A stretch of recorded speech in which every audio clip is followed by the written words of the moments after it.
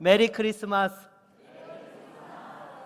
네, 참으로 우리 주님께서 아기 예수로 탄생하신 기쁜 성탄절입니다. 참으로 하나님께는 정말 감사하고 하늘의 영광과 땅의 평화를 누릴 수 있는 복된 믿음의 성탄 주일이 되실 수 있기를 주의 이름으로 축복합니다. 여러분, 오늘 우리가 같이 읽은 본문은요, 가브리엘 천사가 마리아에게 찾아와서 성령으로 아기를 잉태하고 낳게 될 거인데 그 이름을 예수라 하라고 알려주는 내용입니다. 여러분, 예수의 이름 뜻이 무엇입니까? 여호와는 구원이시라, 자기 백성을 죄에서 구원하실 자라는 그러한 이름 뜻을 가지고 있는 것이죠. 그래서 이 기쁜 소식의 의미와 또 어떻게 그 일에 우리가 또한 반응하고 쓰임 받아야 할지 우리에게 주시는 교훈의 말씀들을 같이 살펴보기를 원합니다. 먼저 여러분, 우리가 이 세상을 살아가면서 가장 기쁜 소식은 무엇일까요? 네, 아기 예수께서 이 땅에 오셨다라는 것이죠. 여러분, 정말로 이것은 무엇과도 비교할 수 없는 큰 기쁨의 소식인 것입니다. 물론 우리 사람들이 살아가면서 그때그때마다 기쁜 소식들이 있어요. 당장에 여러분, 이 사랑하는 남녀가 결혼을 간절히 소원할 때에 그 기대하는 소식이 무엇입니까? 네, 부모님이 결혼식 허락해 주시고 결혼식 날짜 잡고 들어가는 거 정말 기대하는 것 아니겠습니까? 어제도 결혼식이 있어서 이렇게 보니까요, 정말로 그 결혼을 코로나 때문에 미뤄왔다가 이렇게 결혼을 하니까 너무너무 행복해하면서 결혼하는 모습을 보았습니다. 그리고 또 시험을 치른 학생에게는 가장 기쁜 소식이 뭐죠? 네, 합격이에요. 합격. 네, 참 이 합격의 소식을 듣는다는 건 너무나 기쁜 소식이 되는 것이죠. 그리고 또 여러분, 새 집을 마련했다든지 또 병에 걸렸던 분들은 의사로부터 완치 판정을 받게 되면 정말 기쁜 소식으로 와닿게 될 것입니다. 그리고 또 나름대로 여러 가지 소원하고 바라는 것들이 이루어졌다는 소식을 듣게 되면 참 기쁜 소식이죠. 우리 교회도 지금 한 해 동안 건축을 진행을 하면서 그 용적률과 관련되어져서 또 국토부까지 청원했던 것이 있는데 아마 이제 이번 주간에 기쁜 소식이 들려올 줄로 믿습니다. 네, 지금 이제 거의 마무리 단계에 와서 또 일들이 잘 순탄하게 열려질 것으로 기대가 되고 있는데요, 참 이처럼 우리가 살아가면서 소원하고 바라는 그러한 일들이 성취되어졌을 때 기쁘지만요, 이런 것들은 시간이 지나게 되면 금세 또 사라지게 된다는 것이죠.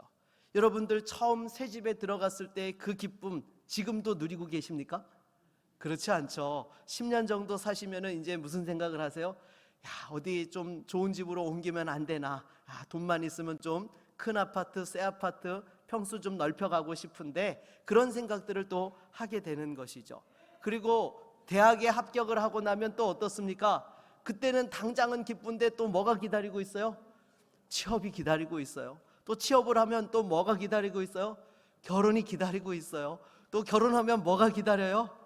네, 자녀를 기다려요. 자녀 태어나면 또 반복.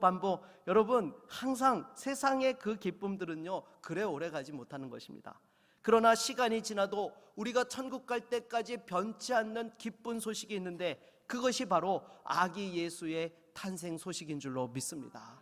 왜냐하면 예수 그리스도께서 이 땅에 오셔서 인간의 모든 죄의 문제를 담당해 주시고 사망 권세를 깨뜨리고 우리에게 믿는 성도들에게 영원한 생명을 주셨기 때문에 여러분, 이것은 오고 오는 시대 속에서 주님 오시는 그날까지 변치 않는 가장 큰 기쁨의 소식이 되는 줄로 믿습니다. 특별히 예수님께서 이처럼 성령으로 잉태하셔서 사람의 몸을 입고 오셔야 했던 이유가 무엇이었습니까? 그것은 바로 죄의 값을 치르는 문제 때문에 그와 같은 일이 있어야 했던 것이죠. 왜냐하면 여러분, 죄를 짓게 되면 죄값을 치러야 되는데 하나님 앞에서 그 죄값을 어떻게 치르게 됩니까? 생명으로 치러야 된다는 것이죠. 근데 문제는요, 이 세상에 어떤 사람도 그 생명으로 죄값을 대신해 줄 사람이 없다라는 것입니다. 왜냐하면 다 죄인이기 때문에 자기 죄값을 치러야 되는데 누구 죄에 다른 사람을 대신할 수 있는 그런 자격이 없었던 것이죠. 그래서 하나님께서 이 죄의 문제를 해결해 주시려고 죄 없으신 사람의 모습을 입고 이 땅에 오시게 되었는데, 그것이 바로 우리 구주 예수 그리스도이신 줄로 믿습니다. 그래서 이걸 위하여 성령으로 잉태하셔야만 됐던 것이죠. 왜냐하면 사람의 관계 속에서 남녀 간의 관계로 태어나면 죄성을 갖게 되기 때문에 성령으로 잉태하셔서 이 땅에 오시게 된 것입니다. 근데 이것은 어느 날 갑자기 이루어진 것이 아니죠. 이사야서 7장 14절 말씀을 우리 한번 같이 읽어보도록 하겠습니다. 같이 읽겠습니다. 그러므로 주께서 친히 징조를 너희에게 주실 것이라. 보라, 처녀가 잉태하여 아들을 낳을 것이요 그의 이름을 임마누엘이라 하리라. 아멘. 여러분, 하나님께서 이미 구약의 이사야 선지자를 통해서 이와 같이 처녀가 잉태하여 아들을 낳게 될 것에 대하여서 이미 예언의 말씀을 주셨던 것이고, 또 사람이 선악과를 따먹고 범죄했을 때에도 여자의 후손을 허락하시겠다라는 말씀으로 예수님께서 또한 이 땅에 오실 것에 대하여서 미리 계획하고 계셨던 것입니다. 그런데 그 예언의 말씀이 바로 아기 예수의 탄생으로 성취되게 된 것이죠. 그래서 우리 성자 하나님께서 친히 사람의 모습을 입고 이 땅에 오셔서 또한 죗값을 치러주시고 믿는 자에게 영생을 허락하신 것입니다. 그 일을 통하여 우리는 하나님의 생명을 누리고 하나님의 자녀가 되며 그 영광의 기쁨에 참여할 수 있게 된 것이죠. 다시 한번 아기 예수, 우리 구주 탄생의 기쁜 소식을 널리 전할 수 있는 저와 여러분 모두가 되기를 바라겠습니다. 그렇다면 여러분, 이렇게 아기 예수님이 탄생하기 위해서는 무엇이 필요했습니까? 처녀가 잉태하여 아들을 낳아야 했던 것이죠. 그래야 죄 없으신 하나님께서 사람의 모습으로 이 땅에 오실 수 있었던 것입니다. 그런데 문제가 있죠. 여러분, 이스라엘 율법에서는요, 처녀가 임신을 하게 되면 어떻게 해요? 돌에 맞아 죽습니다. 율법에 따르면요, 이렇게 결혼하지 않은 처녀가 아이를 잉태하게 되면 돌로 쳐 죽이도록 되어 있었던 것이죠. 그렇다면 여러분, 이 돌에 맞아 죽지 않기 위해서는 어떻게 해야 되는 것입니까? 누군가가 이 임신한 처녀와 결혼을 해야 되는 거예요. 그런데 임신한 처녀랑 결혼할 수 있는 사람이 누가 있겠습니까? 어떤 남자가 원하겠어요? 그러기에 여러분, 바로 이것을 가능케 하는 방법이 무엇이었는가 하면요, 정혼한 상태에서 부부관계를 하지 않은 처녀에게 성령으로 잉태되어야지만 여러분, 또한 아기 예수님이 이 땅에 오실 수 있게 되었던 것입니다. 그리고 이 일을 위해서 또 무엇이 필요해요? 이 부부가, 정혼한 부부가 믿음이 있어야 되죠. 그 상황들을 받아들이고 감당할 수 있는 믿음이 있을 때만이 여러분, 아기가 태어날 수 있고 또한 가정을 유지해 갈 수 있게 되는 것이었습니다. 그러니까 예수님께서 이 땅에 오실 때에 당시에도 여러분, 정혼했던 부부들이 한두 명이었겠습니까? 여러 수많은 부부들이 있었음에도 불구하고 나사렛에 살고 있었던 그 요셉과 마리아에게 이렇게 가브리엘 천사가 찾아와서 수태고지를 해주었던 이유가 바로 그것을 감당할 만한 믿음이 있었기 때문인 줄로 믿습니다. 사실 이 나사렛은 어떤 곳인가 하면 이스라엘 사람들에게는요, 변방 지역에 해당하는 거예요. 갈릴리 이 남서쪽에 위치해 있는 곳이 바로 나사렛이었는데요, 우리로 얘기하면요, 좀 강원도 분들에게는 죄송하지만 뭐 한 철원이라든지 이렇게 좀 휴전선 인근에 있는 그런 동네라고 생각해 보시면 되겠습니다. 그래서 빌립이 나다나엘을 찾아가 가지고 모세의 율법과 선지자의 글에 기록된 메시아가 바로 나사렛 예수라고 이야기를 하니까 어떻게 반응합니까? 나사렛에서 어떻게 선한 것이 날 수 있느냐? 이렇게 대번에 무시를 했던 것입니다. 하지만 여러분, 그렇게 사람들에게 무시당하는 지역에 살고 있었던 요셉과 마리아였지만 이 모든 상황을 감당할 만한 믿음의 사람들이었다라는 것입니다.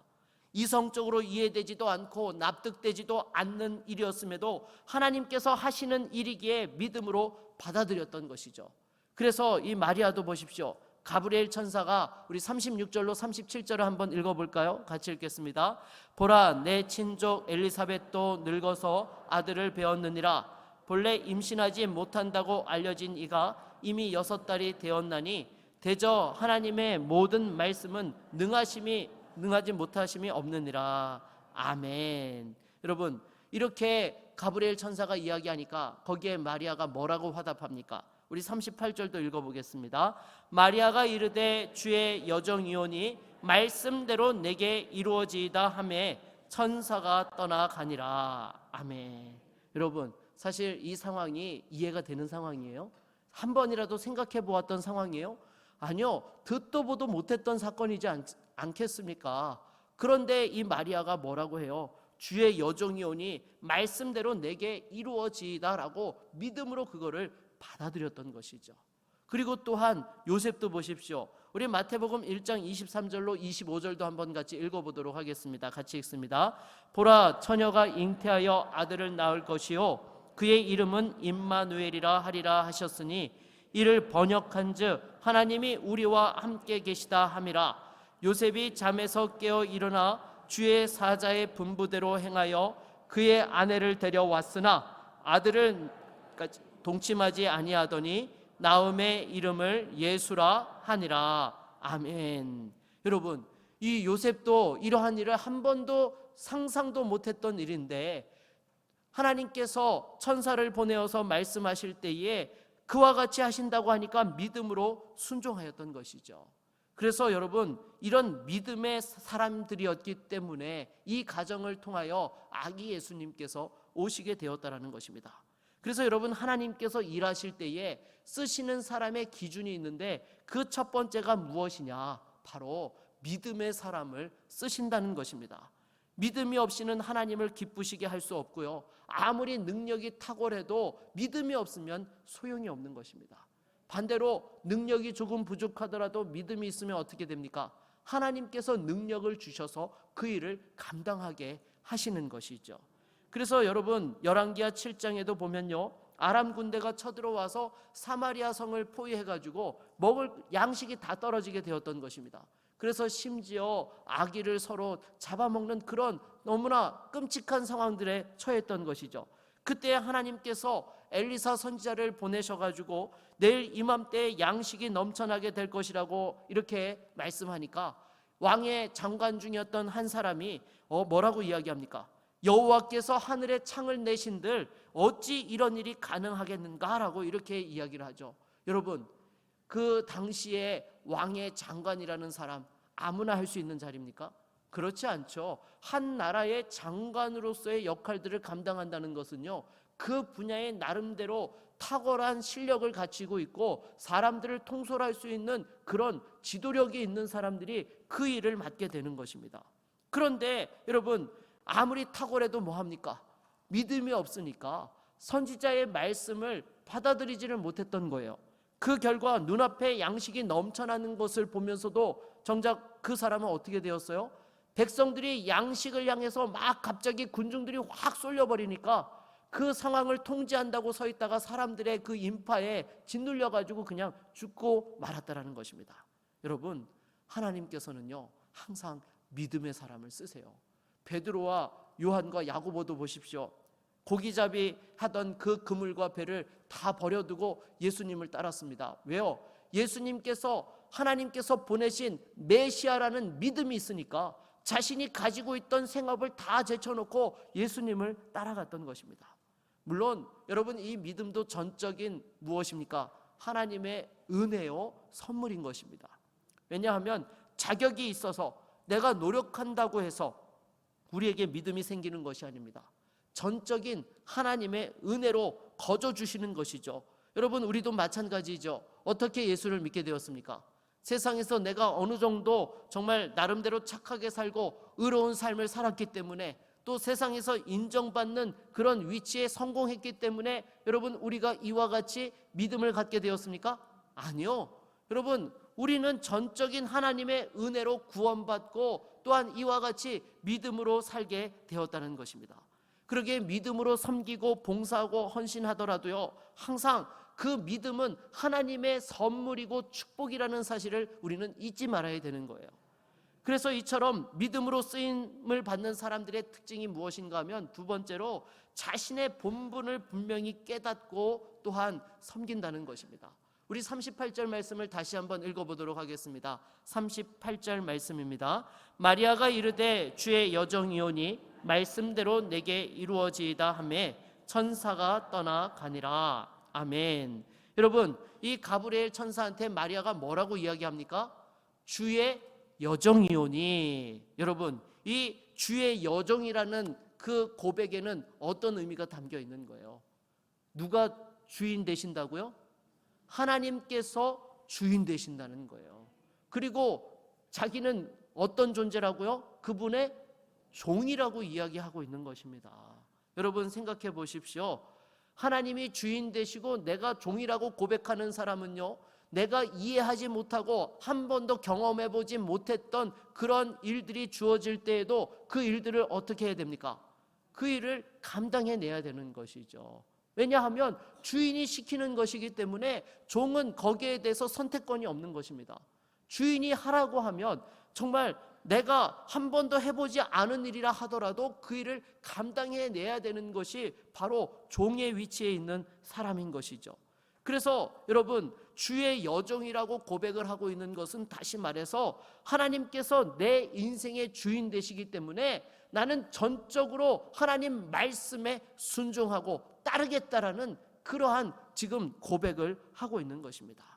그러기에 여러분, 정말 어려운 미션이 주어지고 힘든 상황 속에서도 주의 일을 감당하고 승리하는 사람들을 보게 되면은요, 항상 이와 같이 하나님과의 관계 속에서 자신의 위치를 명확하게 깨닫고 믿음으로 따라가는 사람이라는 거예요.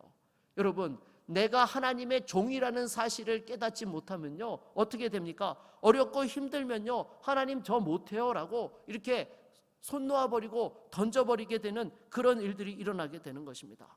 그래서 여러분, 반항하지만 결국에는 어떻게 돼요? 결국에는 그 일을 하게 된다는 거예요. 여러분, 하나님께서 한번 그 일을 맡기기로 작정하시면요, 그 사람이 거부해도요, 하나님 반드시 그 일을 그 사람을 통해서 이루기를 원하신다는 것입니다. 대표적인 사람이 누굽니까? 바로 요나 선지자잖아요. 여러분, 하나님께서 이 요나 선지자에게 뭐라고 명하셨어요? 니느웨 성에 가서 회개의 메시지를 전하라고 말씀하셨습니다. 그러면 선지자의 직무가 무엇입니까? 하나님께서 명하신 말씀을 가서 전하는 것이 선지자의 직무예요. 자신이 원하면 하고 원치 않으면 안 하고 그럴 위치에 있는 사람이 아닌 것이죠. 하나님께서 전하라고 하면 전해야 되는 사람인데 이 사람이 어떻게 했어요? 오히려 다시스로 도망갔습니다. 왜냐하면 당시에 이 니느웨가 여러분, 이 이스라엘을 많이 쳐들어와서 괴롭혔던 나라였기 때문에 그 사람들이 회개하고 구원받는다는 것을 견딜 수가 없었던 거예요. 내가 복음의 메시지를, 회개의 메시지를 안 전하면 저 사람들 다 망해서 벌 받을 거다. 그래가지고 도망을 갔어요. 결국에는 어떻게 됐습니까? 물고기 뱃속에서 3일 동안 고생하다가 주여 주여 기도하고 금식하면서 결국에는 여러분, 니느웨에 가서 하나님의 회개의 메시지를 전하게 되었다라는 것입니다. 그래서 여러분, 항상 우리가 하나님 앞에서 섬길 때에요, 내가 하나님 앞에서 어떤 위치에 서 있는지 자신의 본분을 분명하게 깨닫고 섬길 때에 여러분, 정말로 우리가 생각하지 못하였던 놀라운 일들도 감당하게 되어지고 그 가운데서 하나님의 기쁨에 참여할 수 있게 되는 줄로 믿습니다. 우리 옆에 계신 분들과 한번 같이 이렇게 인사하실까요? 자신을 잘 아세요? 네, 정말로 네, 나를 잘 알고 섬겨야 되는 거예요. 여러분, 절대로 착각하면 안 됩니다. 내가 하나님 앞에서 어떤 존재라는 것을 제대로 알고 섬길 수 있기를 바라겠습니다. 그러면 이처럼 하나님의 일을 하는 사람들을 보게 되면요, 처음부터 기쁨으로 또한 동참하고 순종해서 그 영광을 누리면서 가는 성도가 있는가 하면요, 마지못해서 순종하는 사람들이 있습니다. 이런 사람들은요, 하나님의 일이 되어지는 상황 속에서도 여전히 그 기쁨에 참여하지 못한다라는 것이죠. 여러분, 무엇이 더 복되고 귀한 것입니까? 전자입니까? 후자입니까? 네, 전자죠. 여러분, 처음부터 그 일에 하나님이 일하실 것을 기대하면서 동참하면요, 하나하나 이루어지는 것이 정말 놀라워라, 하나님은 살아계신다라는 그런 믿음의 고백과 감사와 찬송으로 가게 되는 것입니다. 그런 면에서 여러분, 오늘 본문의 마리아도 보십시오. 정말로 인간의 상식으로 받아들일 수 없는, 한 번도 생각해 본 적이 없는 처녀가 잉태하여 아들을 낳는다는 사명을 받았지만 기쁨으로 순종하였을 때에 은혜를 받은 자가 되었고 귀하게 쓰임받는 하나님의 사람이 된 것입니다. 그러기에 이처럼 하나님의 일에 동참하고 그 영광과 기쁨에 참여하기 위해서는요, 또한 믿음으로 순종하고 헌신하는 것들이 필요하다라는 거예요. 여러분, 믿음은 하나님의 선물이지만요, 이 믿음이 성숙하여서 하나님 앞에 영광 돌리기 위해서는요, 우리가 또한 그 믿음을 가지고 순종하고 헌신하는 부분들이 필요한 것입니다. 그러기에 이와 같은 순종과 헌신이 있을 때에 더 큰 하나님의 영광을 보게 되고 그 하나님의 기쁨에 참여하게 되고 축복을 누릴 수 있게 되는 것입니다. 여러분, 이 마리아도 보십시오. 정말로 여러분들 생각해 보세요. 어느 날 천사가 와가지고 우리 자매님들에게, 우리 아직 결혼하지 않은 우리 청년 자매님들에게 천사가 와서 성령으로 잉태하여 아들을 낳으리니 예수라 하라. 만약에 그 이야기를 들었다고 생각해 보세요. 정말 이거 마른 하늘의 날벼락 아닙니까? 어떻게 내가 결혼도 안 했는데 아기를 가져요? 여러분, 도저히 상상도 할 수 없는 그런 일들일 것입니다. 그런데 믿음으로 순종하니까 어떤 영광과 축복을 누리게 되었습니까? 예수님의 육신의 어머니라고 칭함을 받는 정말 너무나 귀한 하나님의 사람이 되게 되었던 것이죠. 그런데 여러분, 우리는 어떻습니까? 이 하나님의 은혜와 축복만 받으려고 하지 믿음으로 순종하고 헌신하는 것은 외면하고 있지는 않습니까? 제가 이런 말 하기는 좀 그렇지만요, 요즘 신학생들을 보면 좀 또 저 때와는 많이 다른 것 같습니다. 라떼라는 이야기 하면 안 되는데, 참 제가 신학교 다닐 때 가장 많이 불렀던 찬송 두 가지가 무엇인가 하면 나 같은 죄인 살리신, 그리고 부름받아 나선 이 몸. 그래서 아골골짝 어디라도 정말 그 주의 은혜에 감사하며 가겠다라는 그런 찬송을 부르면서 하나님 앞에 참 기도를 많이 했던 것 같습니다. 근데 요즘 신학생들은 별로 이 찬송을 안 부르는 것 같아요. 왜냐하면 얼마 전에 우리 노예 몇몇 목사님들하고 또 이렇게 잠시 만나서 식사를 하며 교제하는 그런 기회가 있었는데요, 저한테 묻더라고요. 내년도 교역자 편성 다 했냐고. 그래서 저희도 한 자리가 부족해서 그냥 어찌어찌 잇몸으로 때우고 가고 있다고 제가 이렇게 이야기를 했어요. 그랬더니 그나마 제일교회는 나은 거라고 이야기를 하는 거예요. 뭔가 하면은요, 이 목사님들은 교역자를 구하고 싶어서 기독신문에다 광고를 하고 또 이렇게 신학교 사역자 게시판에다가 어떤 전도사님을 모십니다, 또 부목사님을 모십니다 공지를 내도 서류가 한 통도 안 들어온다는 거예요. 근데 우리 교회는 그래도 몇 통은 들어와요. 몇 통은 들어와요. 그래서 참 그나마 우리 교회가 나은 편이라는 거예요. 반면에 서울은 어떻습니까? 이 서류가 넘쳐나죠. 실은 제가 서울에서 사역을 할 때, 목동에 사역을 갈 때에도요, 그때 당시에 경쟁률이 50대 1이 넘었습니다. 그리고 또 강남으로 갈 때는요 100대 1이 넘었어요. 여러분, 그래도 저 이런 사람입니다. 웃자고 말씀드린 거고요. 여러분, 왜 신학생들이, 사역자들이 자꾸 서울을 선호할까요? 믿는 사람의 숫자도 많고 교회도 많다 보고, 또 서울이 지방보다도 아무래도 사는 수준이 있다 보니까 대우라든지 기회가 많이 있어서 자꾸 서울로 몰리는 것입니다. 하지만 여러분, 하나님께서 아골골짝으로 가라고 하면 어떻게 됩니까? 가야 되는 것이죠. 왜냐하면 주의 종이라는 것은 내 뜻대로 하는 사람이 아니라 하나님의 뜻대로 하는 사람이기 때문인 것입니다. 그러기에 여러분, 우리 교회에서 사역하는 교역자분들 정말 귀한 분들이세요. 이 구미 땅에 아무나 오는 분들이 아닙니다. 정말 이렇게 또 귀하게 사역하는 분들 함께 기도하면서 또 믿음의 동역들을 잘 할 수 있기를 바라겠습니다. 그런데 요즘 성도분들도 그렇습니다. 우리 교회는 그래도 참 감사하게도 또 주방도 그렇고 교사도 그렇고 다들 열심히 또 봉사에 동참해 주셔서 참 감사한데요, 요즘 갈수록 교회에서 어렵고 힘든 봉사를 하지 않고 편안하게만 신앙생활을 하려는 그런 사람들이 너무나 많다는 것이죠.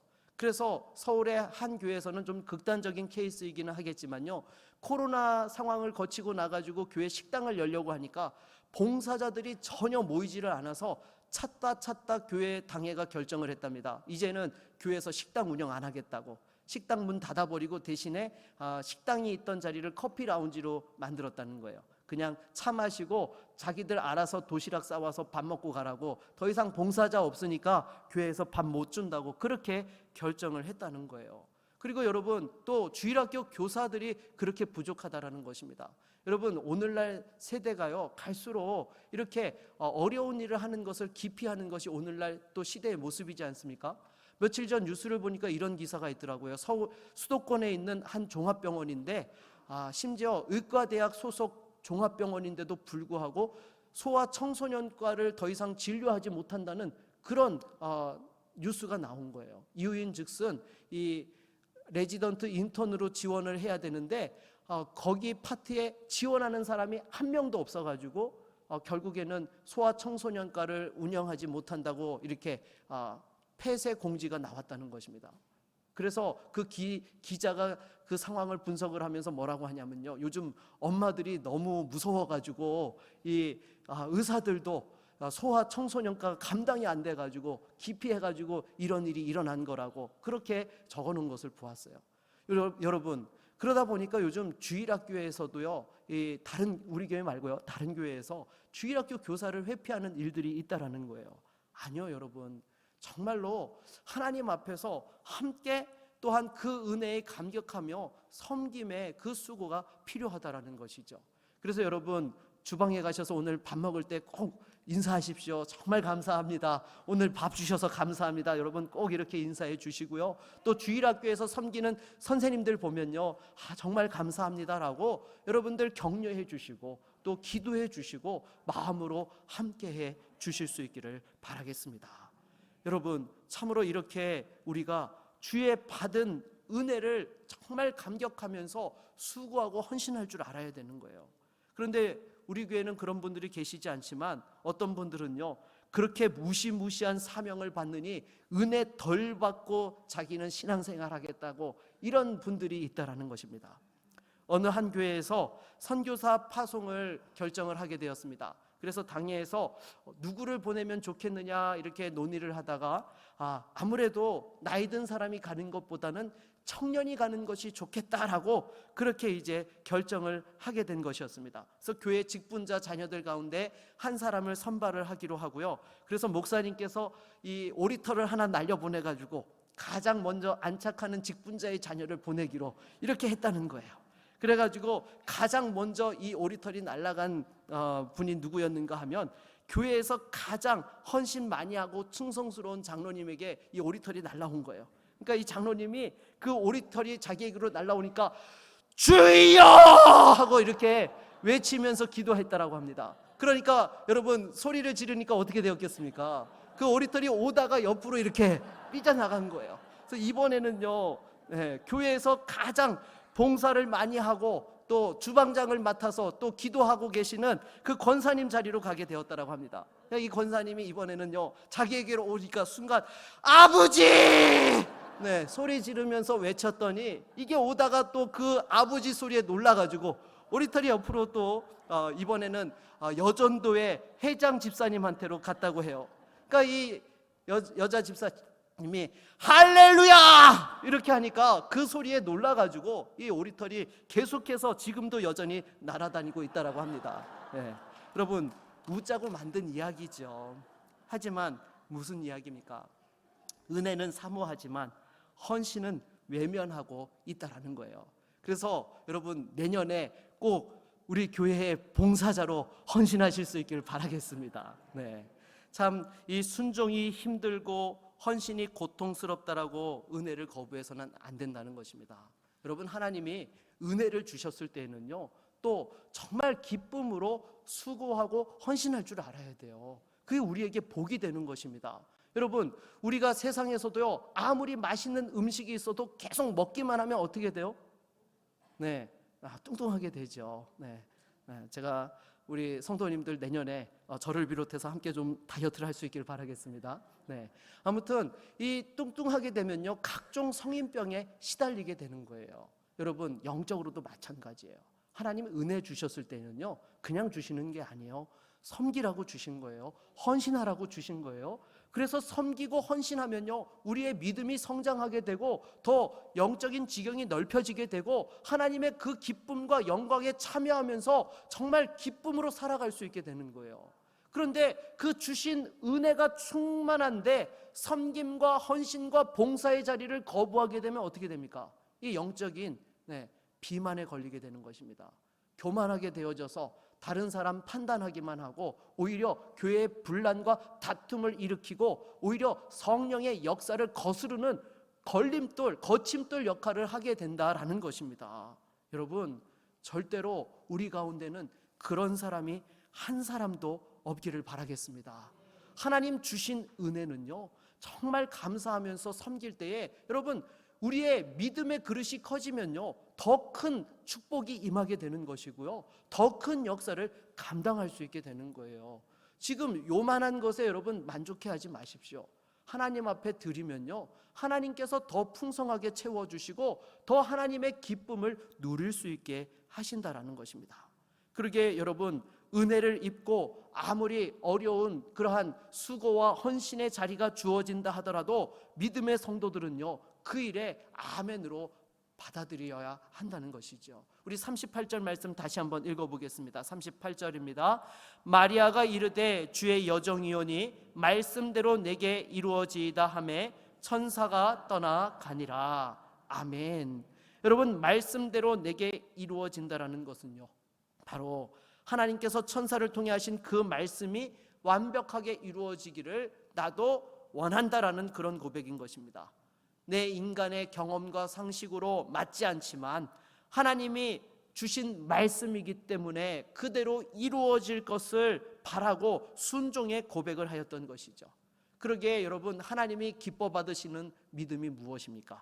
내 소원, 내 뜻만 이루고자 하나님 앞에 부르짖는 것이 아니라 하나님의 뜻과 계획이 이루어지기를 갈망하면서 때로 나에게 고난과 수고와 헌신이 있더라도 순종하며 나아가는 것, 나는 원치 않는 것이라 하더라도 하나님이 영광 받으신다고 한다면 내 뜻을 돌이켜서 순종하고 헌신할 때에 여러분, 그 믿음을 하나님께서 기뻐 받으시는 줄로 믿습니다. 이게 하나님께서 기뻐 받으시는 장성한 분량의 믿음이 되는 것이죠.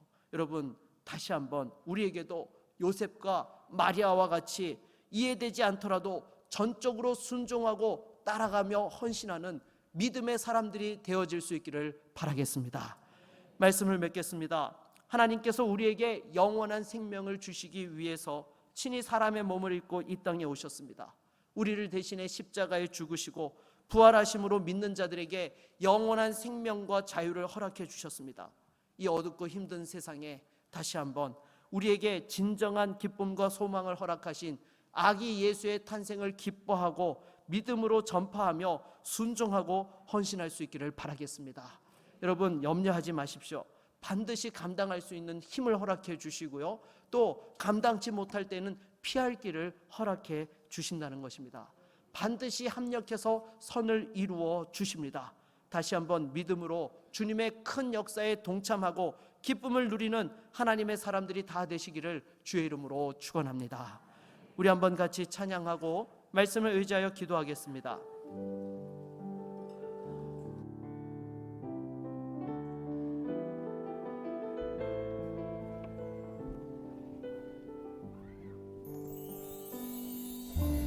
나 주님의 기쁨 되기 원하네. 내 마음을 새롭게 하소서.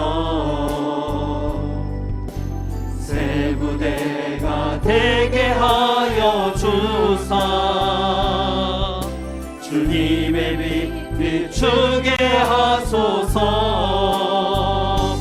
내가 원하는 한 가지, 주님의 기쁨이 되는 것. 내가 원하는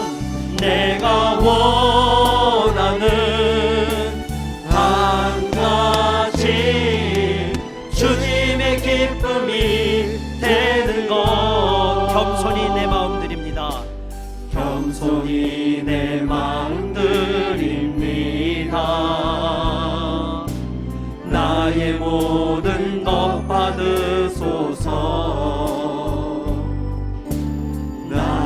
함께 끝게 씻어주사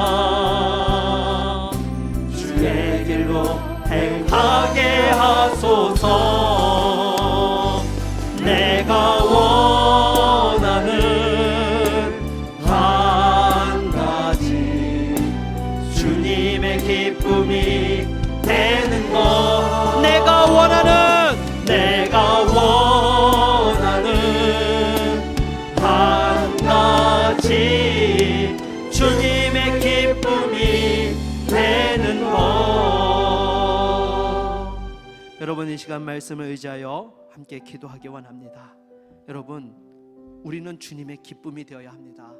우리는 주님의 종입니다. 다시 한번 우리의 본분을 깨닫고 우리에게 주신 그 믿음으로 더 하나님을 기쁘시게 하며 그 수고와 헌신 가운데에서도 주시는 그 영광을 보게 하여 주시고 그 기쁨에 참여할 수 있게 하여 주시옵소서.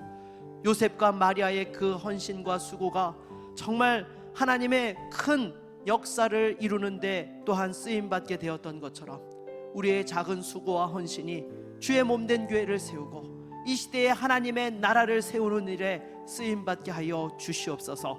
아기 예수 그리스도의 탄생의 기쁜 소식을 전하게 하여 주시옵소서. 우리 함께 같이 합심으로 기도합니다. 주여, 하나님 아버지, 이 시간 주 앞에 기도합니다. 주여, 아기 예수 탄생의 그 기쁜 소식을 위하여 정말로 믿음으로 수고하고 헌신하였던 요셉과 마리아의 그 믿음을 다시 한번 돌아보며 우리에게도 그와 같은 믿음의 수고와 헌신이 있게 하여 주시옵소서. 하나님 앞에서 주저하지 아니하고 기쁨으로 주님을 보게 하여 주시옵소서. 다시 한번 그 영광을 위하여 우리 자신을 드리는 하나님의 사람들이 되게 하여 주시옵시고 하나님의 그 영광에 참여할 수 있게 하여 주시고 그 기쁨과 축복을 누리는 거룩한 주의 성도들이 되게 하여 주시옵소서. 우리의 작은 수고와 헌신이지만 이것을 통하여서 주의 몸된 교회가 세워지게 하여 주시고 하나님의 나라가 이 땅 가운데 세워질 수 있도록 은혜 베풀어 주시옵소서.